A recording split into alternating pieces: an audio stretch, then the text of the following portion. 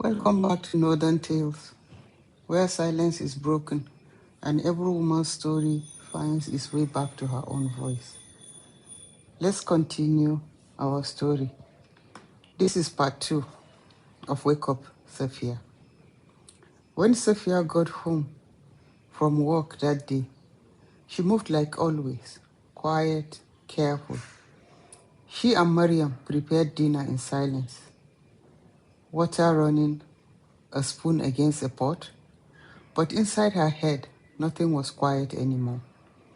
Wake up, Safiya, again and again. She had heard it in her dreams before from a mother she had never known. But now Hajara had said it too. The matron, even Lawal, different voices, same word. It had to mean something. They finished cooking, set Lawal's food on the dining table. He would come when he wanted. He always did. After anger came silence before the next storm. Safiya served herself food, sat down slowly, but she couldn't eat. Her mind kept moving, restless and heavy. You have a choice. Hajara's words would not leave her alone. A choice? Safiya almost laughed. What choice?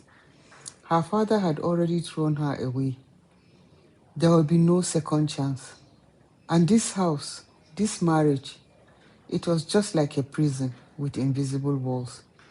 She thought about leaving sometimes, maybe move to another state or try to have another life. But reality always followed quickly behind the dream. With what money? Where would she sleep? Who would help her? Even her salary was not hers.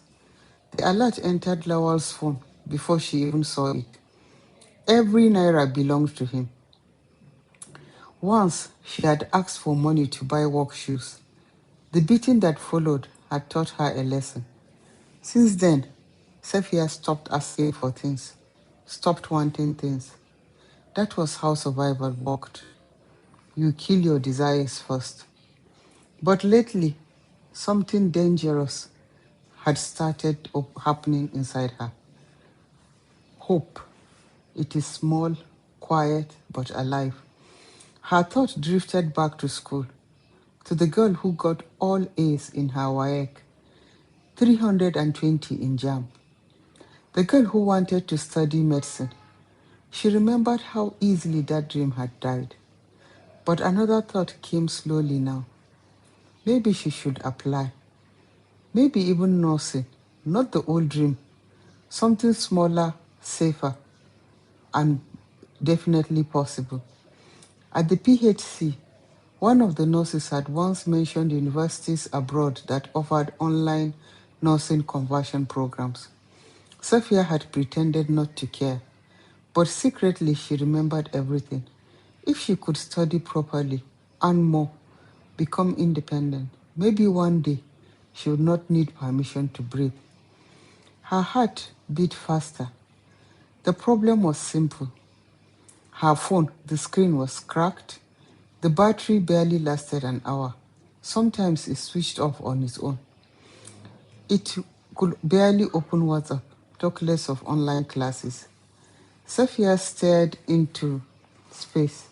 A dangerous thought entered her mind. Maybe she should ask Lawal for money. Immediately fear followed. Her stomach tightened. No, that is definitely a bad idea. But another voice answered quietly inside her. Wake up. She swallowed hard. For years she had survived by becoming invisible. Maybe waking up did not mean running away immediately.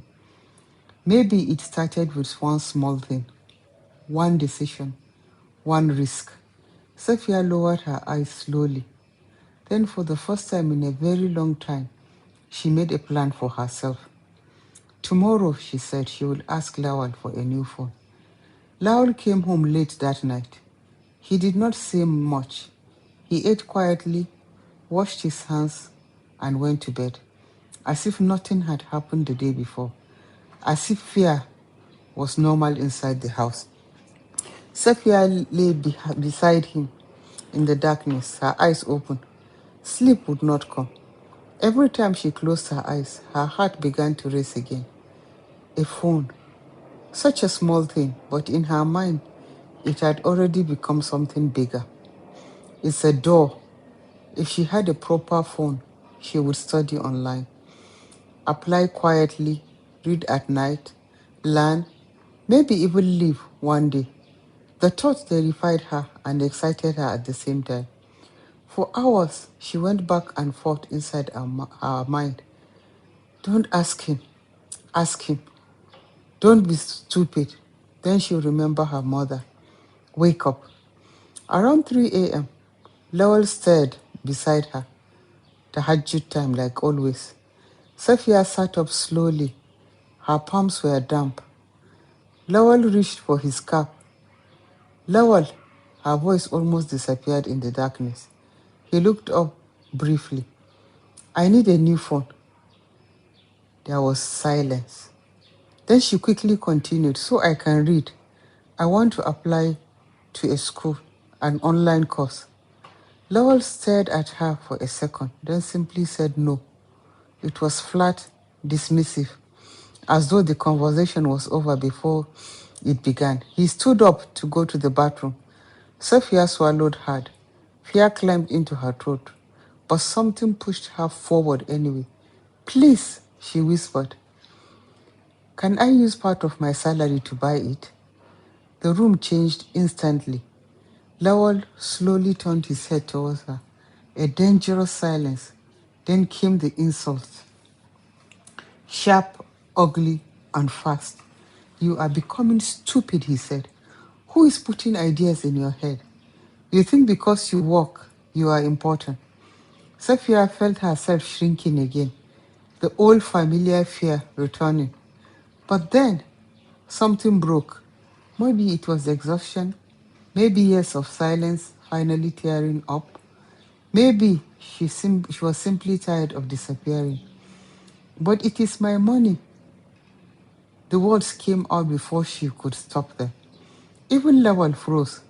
Safiya froze too. Her own voice sounded strange to her, foreign.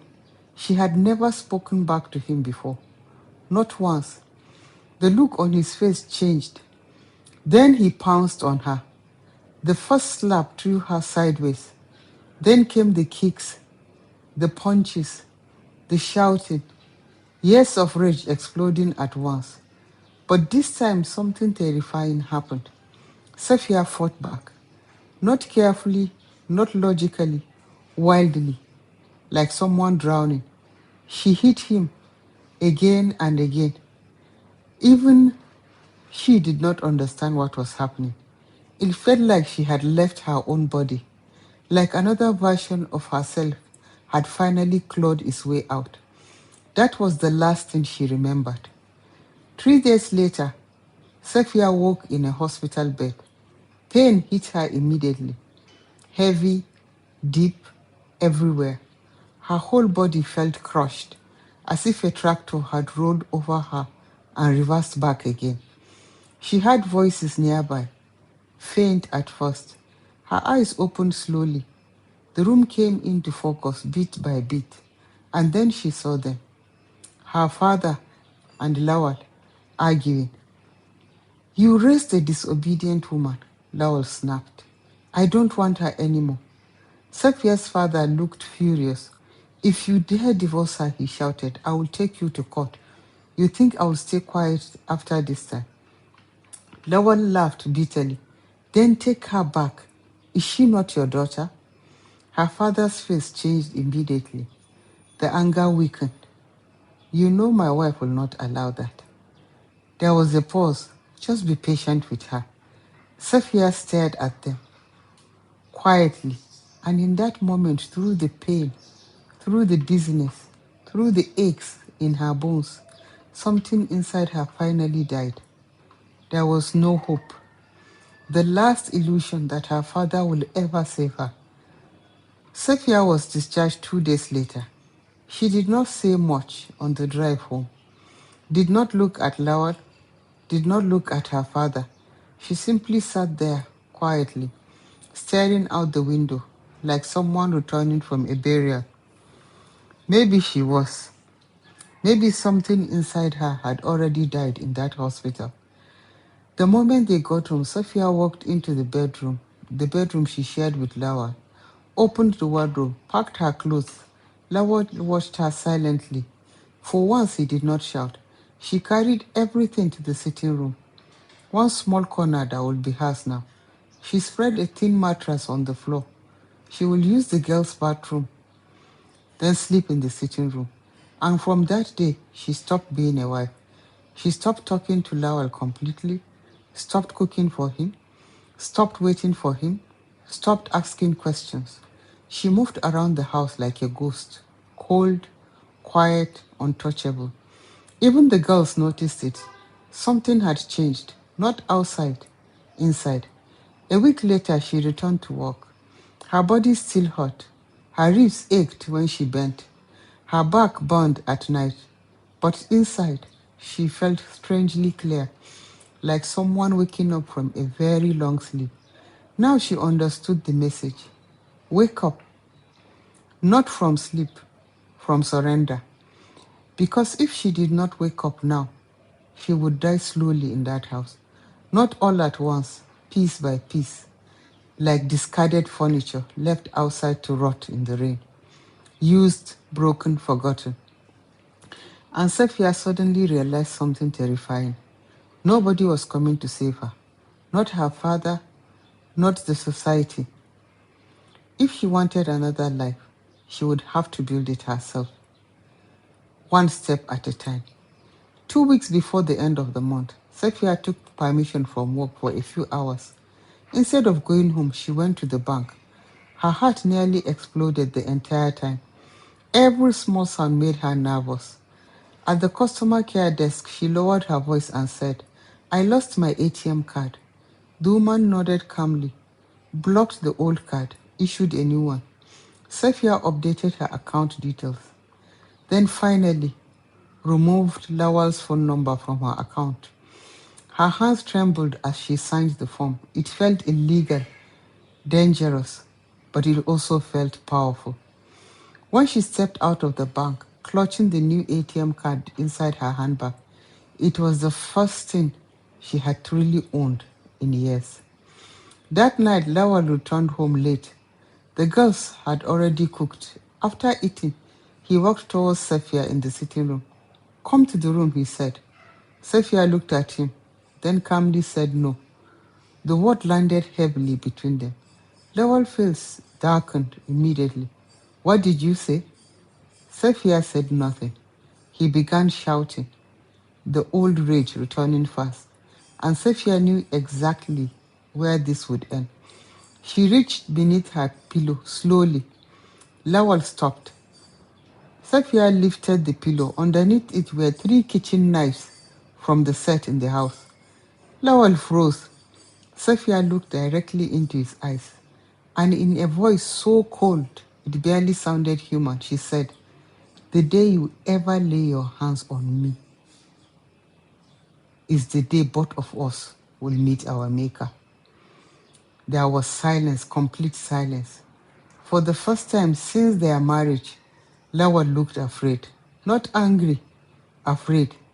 Maybe it was her voice, maybe her eyes, maybe because he finally understood. The woman in front of him was no longer the same Safiya he used to break. Lawal slowly stepped backward, then turned and returned to the bedroom without another word. Safiya sat there in the darkness, breathing hard. And for the first time in years, she slept peacefully. At the end of the month, she was paid her salary. This time, the alert came to her phone, not Lawal's. Safiya stared at the message for a very long time, then quietly smiled. The same day after work, she went to GSM Village and bought herself a new phone. The phone became Safia's closest companion, not because it was expensive or beautiful, but because for the first time in her life, something connected her to the world beyond survival. At night, while the house slept, the glow from the screen lit her face in the darkness.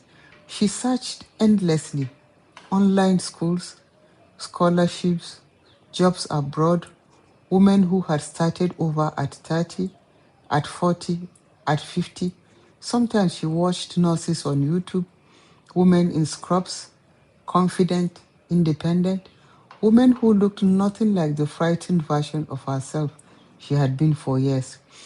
And slowly, Safiya began imagining a future again. Lawal mostly stayed away from her after the knife incident. The distance between them became permanent. One evening, he finally asked, "Why has your salary not been entering?" Safiya looked up briefly from her phone. "I removed you from my account." Lawal exploded immediately. Insults filled the room. Ungrateful, disrespectful, shameless woman. But he did not move closer to her, not once. And Safiya noticed it. He was afraid now. 3 months after the hospital incident, an email entered her inbox late one night. It was from a scholarship platform she had registered on weeks earlier. The opportunity was for Nigerian students under 30, undergraduate and master's programs in the UK. Safia's heart pounded as she read every line carefully. But there was one condition: you needed admission first. That night, she barely slept. Over the following weeks, she secretly applied to several universities online. Most never replied. One rejected her immediately. But then a small university sent her a conditional admission offer to study nursing. Sophia stared at the email for nearly an hour, her hands shaking. Nursing, not just a dream anymore, a possibility. But there was another problem. She has to pay an acceptance fee, a large amount of by Safia's standards, almost all the money she had managed to save quietly over the months. The next day at work, she told Hajara everything. Hajara listened carefully, then frowned. "Be careful, Safia. These online things can be fraud. Don't rush to lose your money." Safia nodded slowly, but the doubt settled deep inside her immediately. All day her mind remained restless. What if it was fake? What if this was another cruel joke from life? What if she lost everything she had saved? That night she lay awake for hours, staring at the ceiling. Then, sometime before dawn, sleep finally took her, and she dreamed again of her mother. The first time she dreamed of her since the wake up dream. The garden returned, soft light, calm wind, peace. Her mother sat across from her quietly. No fear, no urgency, just warmth. Sophia looked at her like a child finally seeing home. "I'm scared," she whispered. Her mother smiled gently. "Then trust yourself anyway. Do not let other people's fear become your future." Sophia felt tears burning her eyes. "But what if I fail?" Her mother reached for her hand. This time, Sophia felt it, warm and real. "You already survived worse." Sophia woke before Fajr. Her heart was calm. For the first time in years, completely calm. She made her decision immediately. That morning, she called the matron and requested permission to step out briefly. "I'm having issues with my account," she said quietly. Then she went straight to the bank. Her hands trembled as she made the transfer of the acceptance fee to the university, everything she had saved. When the transaction finished, Sophia sat there staring at the receipt, half terrified, half alive. On her way back to work, her phone vibrated with an email notification. Sophia opened it absent-mindedly while walking, then stopped in the middle of the road. Admission letter. Her breath caught instantly. She opened the attachment with shaking fingers. Bachelor of Nursing, United Kingdom. Sophia stared at the screen as people walked past her. Cars moved, voices echoed. Life continued around her. But for a moment, everything became still. Because for the first time in her life, the door had finally opened for her. Sophia told nobody, not Lowell, not the girls, not even Hajara, and certainly not her father. She carried the secret quietly inside her, like a small flame, protecting it from the world, because for the first time in her life, something belonged only to her. Using the admission letter, she applied for the scholarship. Then she waited. Days passed slowly.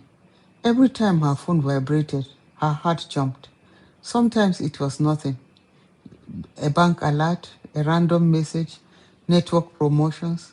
And then one afternoon at work, the email came. Safiya opened it absent-mindedly, then froze. Congratulations, she read the sentence again and again. Full scholarship, tuition, accommodation, travel support, and even her upkeep while studying in the UK. Safiya felt the room tilt slightly around her. It did not feel real. For several minutes, she simply sat there staring at the screen while patients moved around the PHC. A child cried somewhere nearby.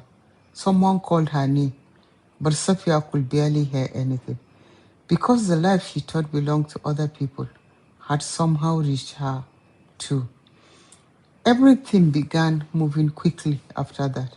The scholarship team assigned her a student representative. Most of their communication happened on WhatsApp. Step by step, they guided her through everything: visa documents, medical checkup, flight arrangements, school registration. Every night, Sophia lay awake in disbelief, terrified someone would suddenly email and say, "Mistake." This opportunity was never yours, but the emails kept coming. The plans continued, and eventually a travel date was fixed. Sophia did not own much: a few clothes, some books, old wrappers. But in the months since taking control of her salary, she had managed to save carefully. She made an international passport, bought a small travel bag from the market, and among everything she packed, the most important thing was a faded photograph of her mother. The edges were worn, the picture slightly cracked, but it was the only thing Safia had ever truly called family. She wrote a resignation letter, very short, simple, and formal, and took it to the headquarters of the National Primary Healthcare. She didn't tell anybody, as though she didn't tell anybody, and made her plans to travel alone. Safia left for Lagos quietly. No goodbye to Lawal, no explanation. By the time he returned home that evening, she was already gone. Once she reached Lagos, she finally sent Hajara a message, a long one, thanking her for her kindness, for seeing her and for helping her wake up, and apologizing for leaving without telling her. But she did not say where she was going. Some secrets still need protection. That evening, Safia stood alone outside the airport terminal. The noise of Lagos surrounded her, yet she felt strangely calm. Slowly, she removed her SIM card from her phone, looked at it for a long time. That tiny thing carried years of fear, pain, control, and survival. Then quietly, she snapped it in half and threw it away. Just like that, Safia disappeared from the life that had tried to bury her. Later that night, she entered the plane to London. As the aircraft lifted into the dark sky above Lagos, Safia pressed her forehead lightly against the window. The city lights below grew smaller and smaller, and for the first time since she was a little girl, the future did not feel like something to fear. It felt open, unknown, alive. Safia closed her eyes slowly, and somewhere deep inside her, she heard her mother's voice one last time, soft and proud. "You finally woke up." Thank you for listening to Northern Tales. Safia has escaped the house that almost destroyed her. But in London, what did she find? Join us for the concluding part of Safia's story.